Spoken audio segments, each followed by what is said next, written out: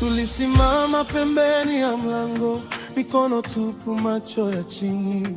Tulihesabu makosa yetu kama mawe, tukabaki bila sauti. Lakini wewe ulituita kwa majina yetu kwenye vumbi la barabara, ukasema karibu, ukavunja ukuta uliotutenga.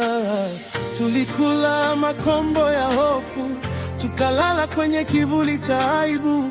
Kisha mkono wako ukatuinua, ukatufuta machozi usoni. Sasa nasema kwa sauti, hata kama nilichelewa sana, moyo uliovunjika nao unaweza kutoa safari.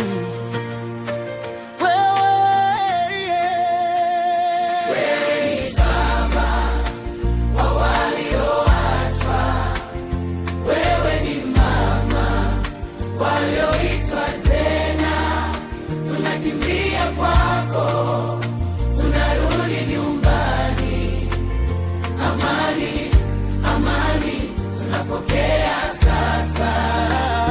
Wewe ni Baba wa walioachwa, wewe ni Mwokozi wa walioitwa tena, tunakimbia kwako, tunarudi nyumbani. Amani, amani tunapokea sasa.